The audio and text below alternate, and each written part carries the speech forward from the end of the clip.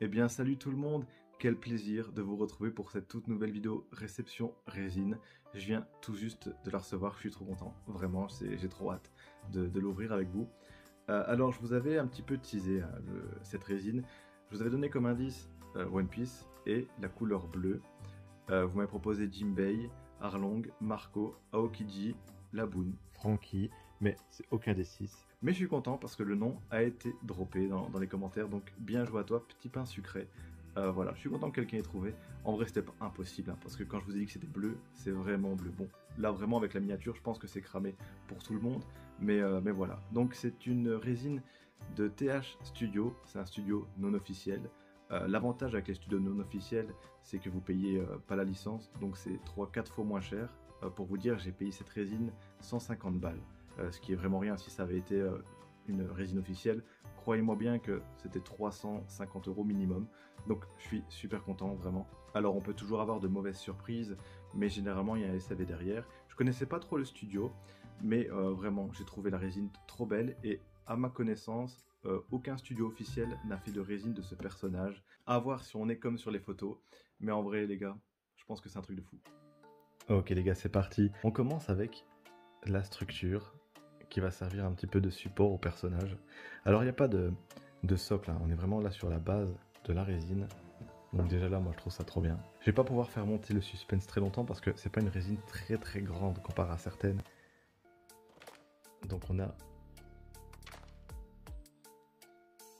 une sorte d'ombre un peu transparente. Ok, c'est parti pour le reveal dans 3, 2, 1. Donc voici Nightmare Luffy. Elle est vraiment trop bien. Alors on peut voir notamment le point qui limite, c'est une échelle 1-1. Enfin, je dis ça, mais le personnage est censé encore être beaucoup plus grand. Mais c'est quand même impressionnant, vraiment la taille. En tout cas, le bras, il est vraiment gigantesque. Donc là, il y a un détrompeur qui va venir se mettre juste là. Ensuite, on va venir mettre le bras gauche avec le katana. Ça vient s'aimanter directement. C'est plutôt satisfaisant. Alors déjà là, je trouve qu'elle défonce. Mais on va venir rajouter une deuxième ombre qui cette fois-ci va venir autour du bras. Donc pareil, elle est aimantée. Donc ça vient se mettre instantanément. La chauve-souris de Moria qui va venir, elle, se mettre là. Et on termine avec la plaque qui est recto verso. Alors visiblement elle n'est pas numérotée. Ou alors peut-être en dessous. Je mettrai une photo si jamais.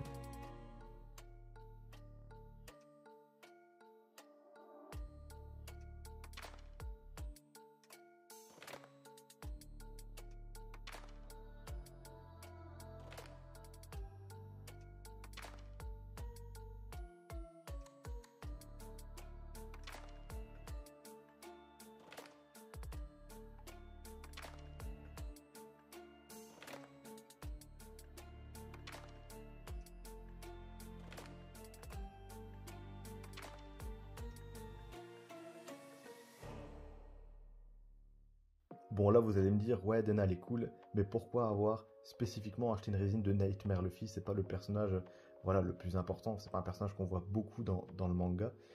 D'ailleurs je le rappelle que c'est plus totalement Luffy à ce moment-là, c'est un mélange de Luffy et de plein d'autres combattants, c'est pour ça qu'il a une épée. Et ben c'est simple, il y a des moments dans une vie qui vous restent marqués à jamais. Je me souviens encore de la hype que j'ai ressentie quand j'ai découvert Nightmare Luffy pour la première fois. Je me rappelle, j'arrêtais pas de relire les mangas en boucle et je trouvais l'idée trop bien.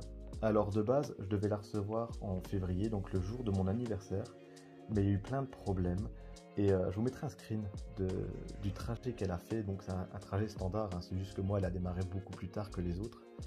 Et donc elle a fait du train, du bateau, du train, du camion. Et donc elle est passée par la Pologne, par l'Allemagne, du coup par la Belgique. Et elle a été, voilà, elle s'est fait attendre et je suis super content. Je suis vraiment super content. J'avais peur que le paint soit un peu bâclé ou voilà, ça peut arriver avec des studios qui sont non officiels ou même le polystyrène. Hein. C'est pas des gros studios comme Jimei Palace ou Tsume où ils font des tests pendant 15 jours pour savoir si la résine tient bien enfin s'il n'y a pas de casse, si jamais le carton fait une chute, etc. D'ailleurs, je dois en recevoir encore deux de ce studio.